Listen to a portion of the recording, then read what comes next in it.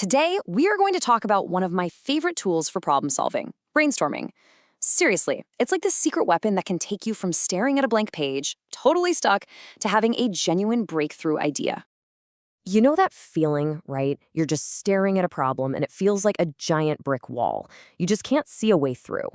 Well, what if I told you there's a process, a repeatable one, that helps you find the cracks in that wall and smash right through it? Yep, that's brainstorming.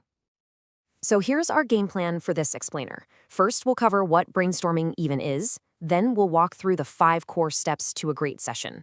We'll get into the psychology of why it's so effective, look at a few different types you can try, and finally, we'll see how it all works with a real-world example. Okay, let's dive right in. What is brainstorming? At its heart, it's really about creating a safe space for your brain to just go. A space to generate ideas without all the usual limits, and most importantly, without the fear of judgment. It's all about possibility, not perfection. Now, the more formal definition is that it's a creative technique used to generate a whole bunch of ideas really fast. And it's not a new thing. It was actually pioneered by an advertising exec named Alex Osborne way back in the 1940s. He figured out something so simple but so powerful. People come up with their most brilliant ideas when they feel totally free from criticism. And this quote right here, this is the entire philosophy in a nutshell. The whole point of the process is to shut down that little voice in your head, you know, the one that says, "Ooh, that's a dumb idea," or "That's never gonna work." You have to give your imagination permission to just run wild. We can worry about what's practical way later. Okay, so you're sold on the idea, but how do you actually do it? Let's get super practical and break down the 5 essential steps that are basically the playbook for any successful brainstorming session. First things first, you have to define the problem. This is so important. If your goal is vague, like, let's be more innovative, you're going to get vague ideas. You need a focused, clear challenge. After that, you set the ground rules, do a quick creative warm-up, and then you unleash the ideas. Finally, you'll group them all together and pick the best ones.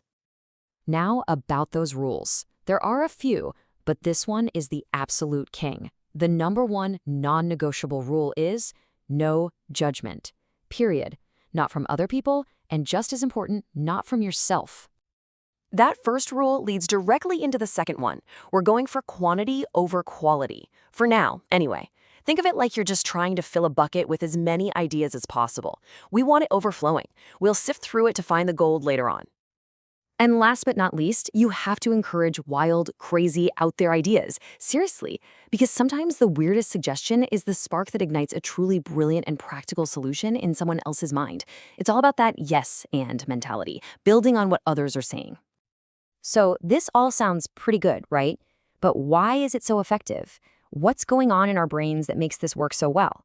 Let's take a quick look at the psychology behind it all. It really comes down to 2 things. First, when you remove the fear of being judged, you effectively switch off that internal critic that kills creativity before it even starts. And second, you fire up what we can call collective creativity. One idea literally inspires another, and they start bouncing around the room, building on each other. It's like this idea contagion that leads to solutions no single person could have ever come up with on their own. Now, it's also really important to know that brainstorming isn't some one-size-fits-all thing. You should think of it more like a toolkit. You've got different tools, and you need to pick the right one for the job, the right method for your specific team or your specific challenge. So you've got your classic traditional brainstorming where everyone's shouting out ideas, but then there's something called brainwriting where everyone writes down ideas silently first. It's amazing for making sure the introverts on your team get an equal voice. Round robin goes from person to person, mind mapping is super visual, and of course, you can do all of these online now. All right, enough with the theory. The best way to really get a feel for this process is to see it in action. So let's walk through a quick, real-world example of how this might play out. So remember step 1? A clear question. Let's say our team's challenge is this. How can we increase user engagement in our app? See? It's specific, it's focused, it's ready for a brainstorm. And go! This is the idea flood. No judgment, quantity over quality, go wild. The ideas just start flying. Add a loyalty program. What about gamification badges, personalized reminders, social sharing features? We need to improve the onboarding, weekly challenges, reward streaks. They just keep pouring out totally fast and unfiltered. Okay, time's up. Now the evaluation begins. The team takes all those raw ideas and starts sorting them into logical groups. You start to see patterns. Badges and weekly challenges, well, those fall under a theme like gamification. Personalized reminders is clearly about personalization. This is the step where you turn all that creative chaos into organized, understandable categories. And finally, the team discusses and votes on the ideas that seem to have the most potential right now. And just like that, they've gone from one big, intimidating question to 3 super clear, actionable solutions. Implement gamification badges, create personalized notifications, and fix up that onboarding tutorial. So if there's one thing you take away today, let it be this. Brainstorming isn't just about coming up with ideas. It's a powerful engine that systematically transforms a single tough problem into an entire portfolio of possibilities that you can then explore and act on. And that's a wrap. So I want to leave you with a question to think about. In your own work, in your life, what's one wild idea that you've been holding back because you thought it was too silly or wouldn't work?